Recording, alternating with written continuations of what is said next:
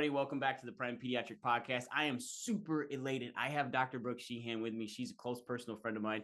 She is Dr. Brook on the block. She's a chiropractor. She is very, very involved in the crypto world and the finance world. She is one of those docs that is completely evolved with the financial strategies that have been going on in the last 5 years since COVID hit and before that. And she's just kind of blown up from both chiropractic and in the crypto world. Dr. Brook, how are you? It's so awesome to have you here. Skip, this is awesome. Thank you so much for having me. I am doing amazing. Life is good and I cannot complain. Well, you can't. You live in Encinitas, California. So there is nothing to complain about. Like, you're close to slow. Like, you got a great, besides the fact you live in California, everything else is pretty awesome.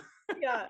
It's really good, but I will say I do have the heater on right now because it is a cold California, maybe not to Wisconsin temperatures, but definitely, cold here in Cali.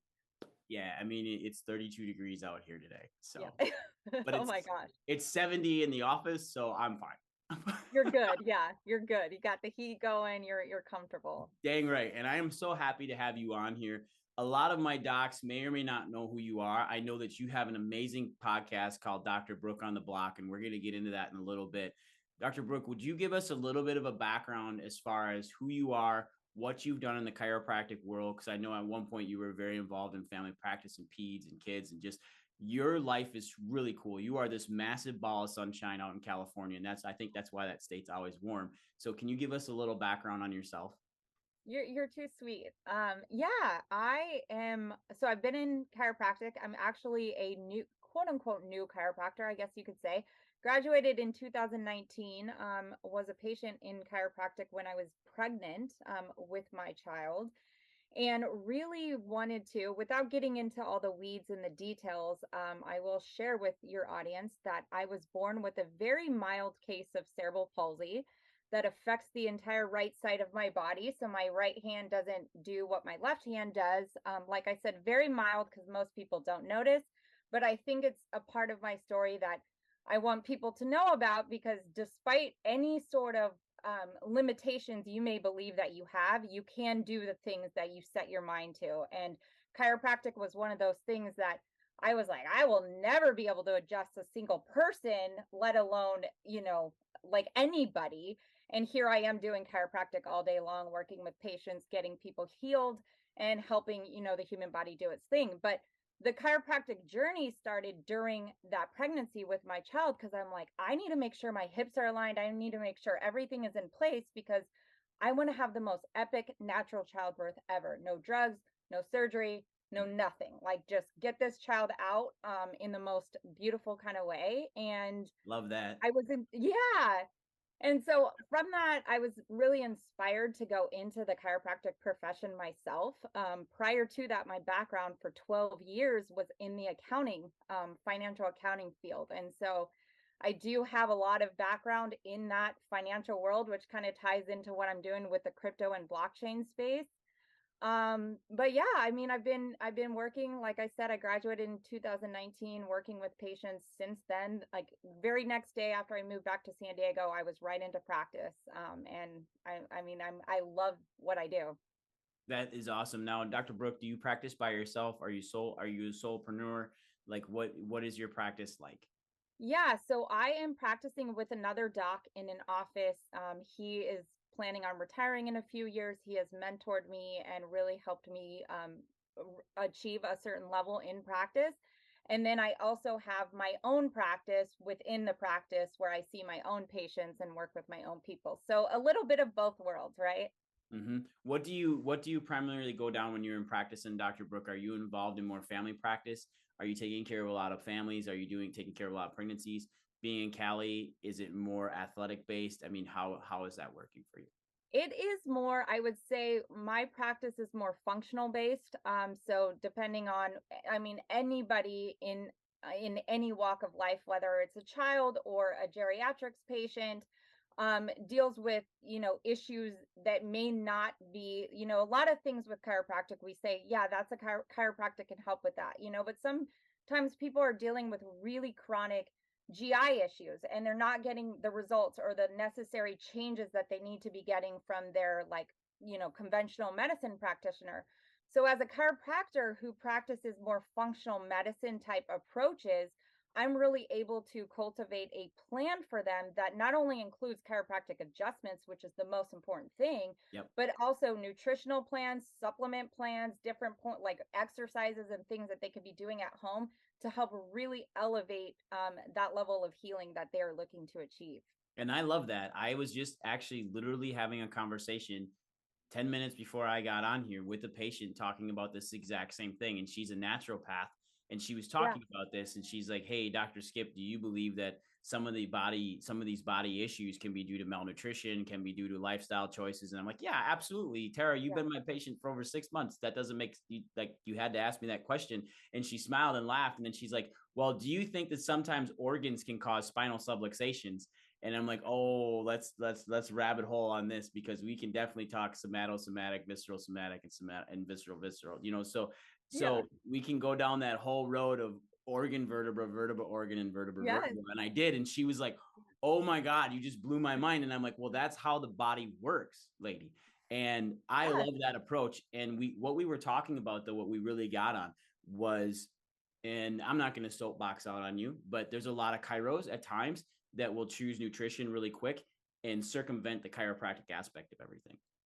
Mhm. And I applaud you for keeping chiro as strong as you are inside of your philosophy of holistic healthcare, of real healthcare, because chiropractic is obviously at its core, correct? Absolutely, Yes. absolutely. Yeah. And one of the beautiful things about the body of work that I do, which is I don't think I even mentioned, it's something called dynamic system analysis, and it's been built upon the backs of like applied kinesiology, Okay. which led to the development of clinical kinesiology. Dr. Alan Beardall, who's an amazing, well, was an amazing chiropractor, but has since passed in Mhm. a tragic accident, who built clinical kinesiology, and now dynamic system analysis has kind of been built upon those foundational pieces to allow us to really approach the body and figure out what the body is asking for assistance. So sometimes the body says, hey, I need some liver support before we can make the adjustment. So we assess with, we do deal with the liver, and then we make the adjustment.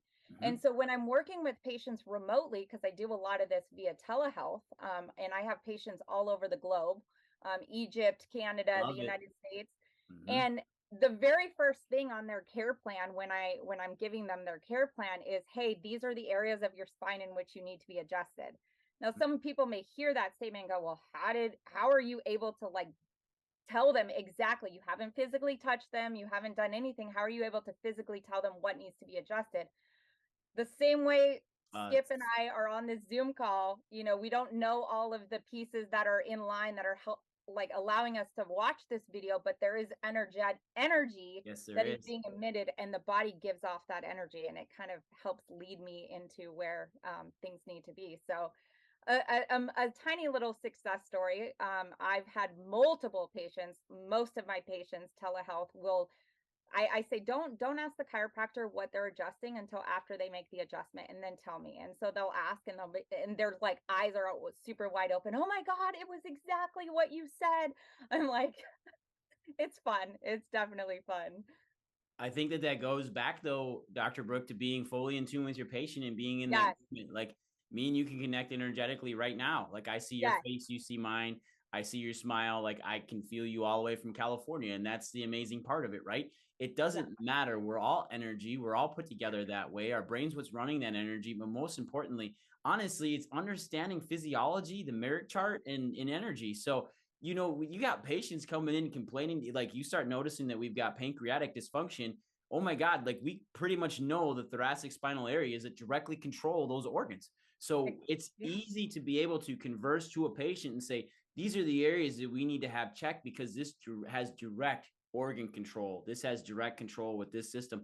And more importantly, I love the fact that you said that sometimes we do need liver support before we can go and actually start working on the spine, because if we've got end system failure, if we have an organ actually causing vertebral subluxation of the spine, you're going to sit there and bang away on the exact same thing for weeks at a time, expecting that organ to start firing normally or restoring normal body function. But maybe, just maybe, Yeah. That's causing the dysfunction and underlying neurological issues of the spine, right? Wow, what a concept, right? Absolutely. I Absolutely. I I just absolutely love that. I think it's great, and telehealth is a huge thing too. There's a lot of chiropractors right now trying to figure out this telemedicine, telehealth, and I'll right. call it telehealth. I don't like calling it telemedicine. I think that's crap. Yeah. It's That's what I call telehealth. it, telehealth. It's exactly what it is. It's Yep. consulting over the phone. It's Yep. consulting over a Zoom and actually doing real healthcare work. Hell, you can order studies. Like I work with a cardiologist, Dr. Jack Wolfson. Oh Jack yeah. does all of his studies. He gets them all ordered. He's handling it over the phone. Hell, you don't even hardly meet with Jack in person unless you're in Colorado or Arizona. It just doesn't work that way, right? Yet he's able, just like you, Dr. Brooke, to have our hands everywhere throughout the world. And that's the beauty of the internet.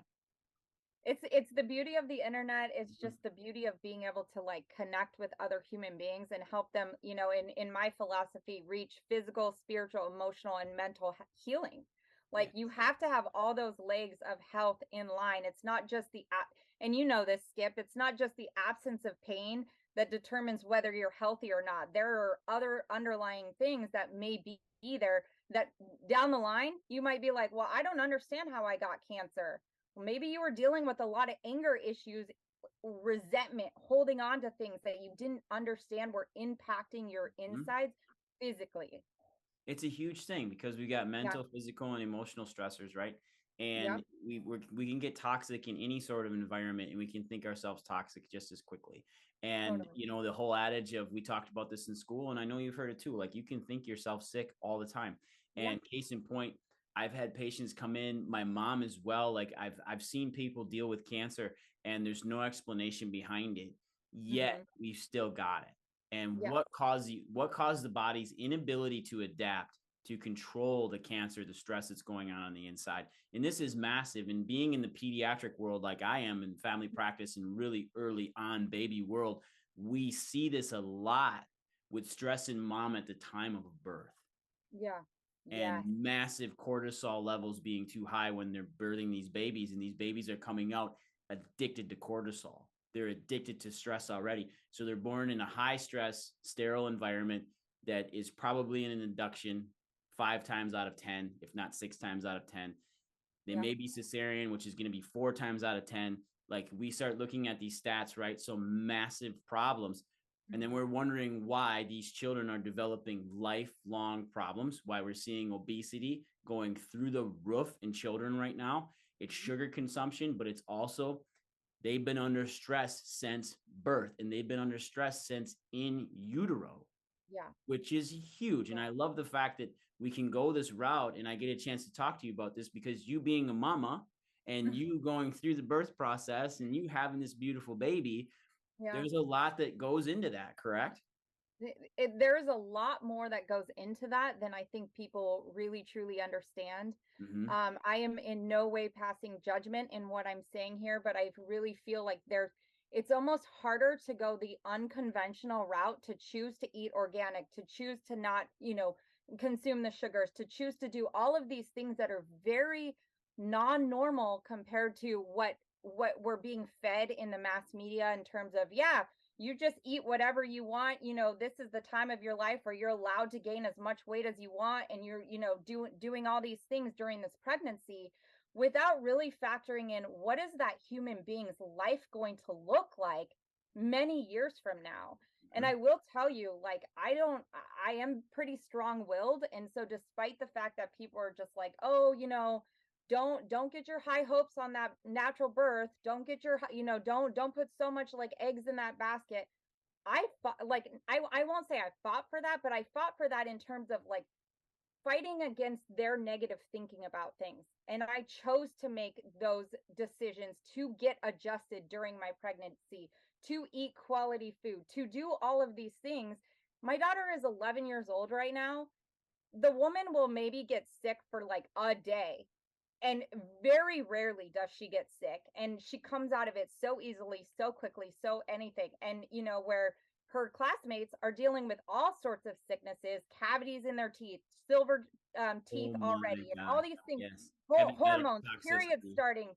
I Mhm. mean, it's crazy. And I'm like, I'm proud of myself. I'm proud of myself as a mother, like that this young girl at 11 years old can even actually, she has so much confidence and so much self-worth that she's told me at 10 years old, Mom, I know I'm pretty. Like I wasn't telling her that. She walked into the bedroom one day and said, Hey, I was looking at myself in the mirror and I recognized I'm pretty. Like that is a sign that her mental and emotional well-being is okay as well. Again, going back to it, the absence of physical issues is not health. Like she is healthy because of all of the things that we've implemented in her life. But I'll get off my soapbox.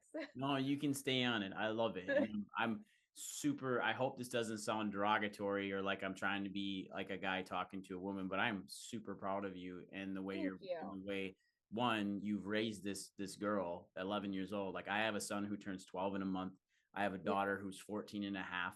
She'll be 15. Everybody in the podcast world, in this prime world, you've heard me talk about my kids. You've heard me cry about my kids. You've heard me cry about my wife's birth stories. Like you've heard all of this. You pretty much know who my family is. And the thing is, though, is Dr. Brooke, it's that self-awareness that once they get it and they realize, then they're proud of themselves being who they are. But more importantly, they understand at times that they're different. And the reason mhm, why they're different is because of chiropractic. It's yeah, because of the intelligence of my mom to be able to give me the food, nutrition, both mental, physical, and emotional support so I can be who I am. And she's already become self aware at 11 years old, which is huge. It is yeah, absolutely massive. And that's nothing that doesn't surprise me at all with knowing kind of who you are and what you've been through. 11-year-old baby, 11-year-old daughter is pretty phenomenal. And yeah. I absolutely love that. So now when you're talking about raising your child, raising your daughter, what are the some of the pillars that you're helping her achieve to hit these types of physical, mental, and emotional confidence? What are some of You the know, things you've done, Brooke?